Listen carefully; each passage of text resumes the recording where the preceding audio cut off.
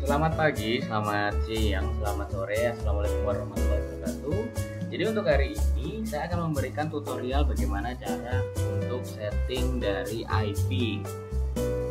Oke, mari kita langsung saja praktekkan.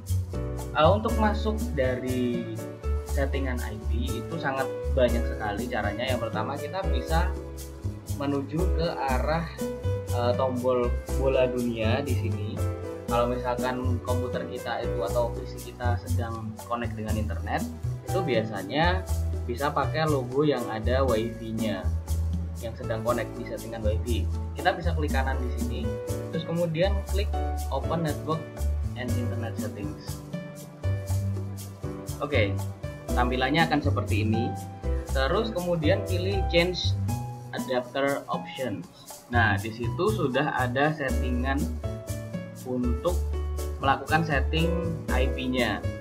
Jadi kalau misalkan kita itu sedang menggunakan koneksi Bluetooth untuk koneksi internetnya, kita bisa pakai ini. Kalau kita sedang menggunakan Ethernet atau LAN atau menggunakan kabel, kita bisa menggunakan pilihan Ethernet di sini. Tapi kalau kita sedang menggunakan WiFi, kita bisa memilih yang bagian WiFi. Oke, ini cara masuk di bagian sini. Atau kita juga bisa masuk dalam control panel. Kita cari di start-nya, kita ketikkan control panel, kemudian kita masuk, terus masuk di network and internet. Nah, kemudian pilih, kita bisa pilih network and sharing center. Oke, terus pilih change adapter setting. Nah, ini adalah contoh untuk masuk di settingan ini. Kalau sudah, kita tentukan dulu kita akan setting menggunakan kabel atau kita mau setting menggunakan WiFi. Oke, misalkan saja kita pengen setting di WiFi. Oke, kita pilih saja, terus kemudian klik kanan, pilih properti.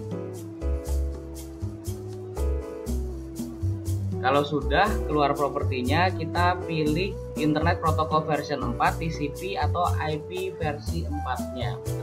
Ini sudah. Nah, di sini ada pilihannya. Kalau misalkan router atau access point kita itu memberikan IP secara otomatis, ini otomatis pilihannya adalah obtain an IP address automatically. Tapi kalau misalkan kita diharuskan untuk setting manual untuk IP-nya, biasanya dipakai di kantor. Fungsinya buat apa? Fungsinya adalah untuk membatasi device atau perangkat yang bisa connect pada suatu lokasi. Nah, kita bisa pilih use the following IP address. Oke, kalau sudah, kita masukkan saja untuk IP-nya.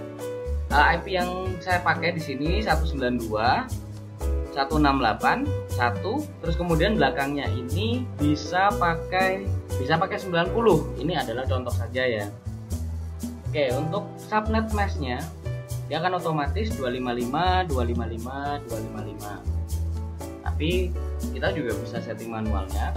Untuk gateway-nya saya menggunakan 192.168.1.254. Terus kemudian untuk DNS servernya saya menggunakan 192.168.1.254.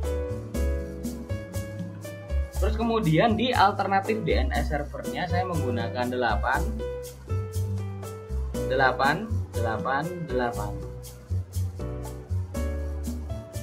Nah, kalau misalkan kita sudah selesai, kita bisa klik OK di situ.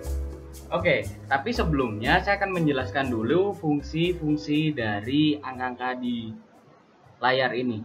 Yang pertama, fungsi IP address. Itu fungsinya seperti alamat rumah kita atau nomor rumah kita.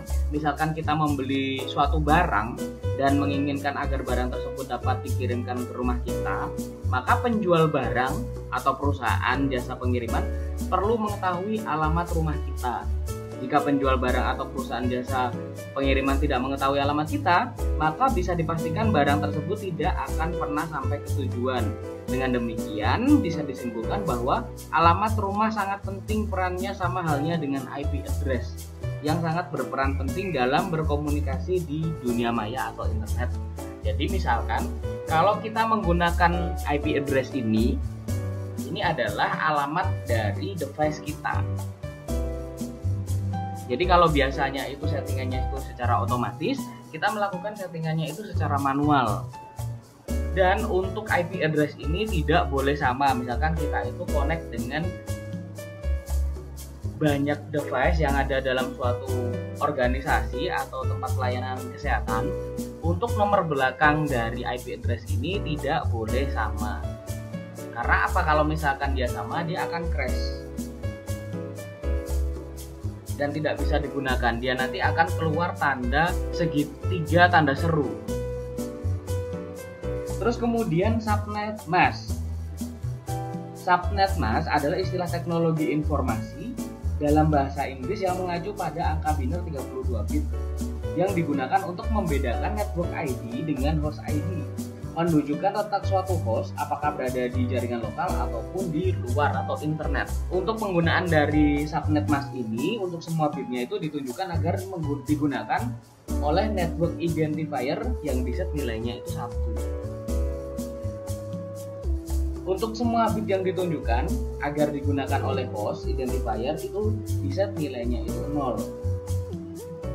Karena itu nilainya 255, belakangnya di situ ada 0. Untuk setiap host di dalam sebuah jaringan yang menggunakan TCP atau IP itu membutuhkan sebuah subnet mask meskipun berada di dalam sebuah jaringan dengan satu segmen saja. Entah itu subnet mask secara defaultnya yang misalkan ketika digunakan itu network identifier-nya itu menggunakan basis kelas, ataupun juga subnet mask yang di custom itu yang digunakan ketika membuat sebuah subnet atau supernet harus dikonfigurasikan di dalam setiap node-nya atau node TCP IP. Terus kemudian di situ ada default gateway. Gateway adalah komputer yang memiliki minimal 2 buah network interface untuk menghubungkan 2 buah jaringan atau lebih. Di internet suatu alamat bisa ditempuh lewat gateway yang memberikan jalan atau rute ke arah mana yang harus dilalui supaya paket data sampai ke tujuan. Kebanyakan gateway itu menjalankan routing atau daemon atau program yang mengupdate secara dinamis tabel routing. Karena itu gateway juga biasanya berfungsi sebagai router. Gateway atau router bisa berbentuk router box seperti yang diproduksi oleh Cisco, Tricom, dan lain-lain. Bisa juga berupa komputer yang menjalankan network operating system plus routing daemon. Jadi contohnya di situ gateway itu seperti JNE, Tiki, ataupun kantor pos. Dia nanti yang mengatur paket data kita itu agar sampai ke tujuan. Terus di situ ada DNS server. DNS itu kepanjangannya Domain Name System. Itu adalah distribusi database system yang digunakan untuk pencarian nama komputer atau name resolution di jaringan yang menggunakan TCP/IP atau Transformation Control Protocol or Internet Protocol. DNS biasa digunakan pada aplikasi yang terhubung ke internet seperti web browser ataupun email, di mana DNS membantu memetakan hostname sebuah komputer ke IP address. Selain itu, digunakan juga di internet. DNS juga dapat diimplementasikan ke private DNS. Dapat disamakan fungsinya dengan buku telepon, di mana setiap komputer di jaringan internet memiliki hostname atau nama komputer dan internet protokol atau IP address. Secara umum setiap klien yang akan mengkoneksikan komputer ke komputer yang lainnya akan menggunakan hostname, lalu komputer yang kita miliki itu akan menghubungi DNS server untuk mengecek hostname yang Anda minta tersebut berapa IP address-nya. IP address ini yang digunakan untuk mengkoneksikan komputer dengan komputer yang lainnya. Oke, di situ kita menggunakan 192.168.1.254. Terus untuk alternatif DNS server itu ada 8888, itu punyanya Google.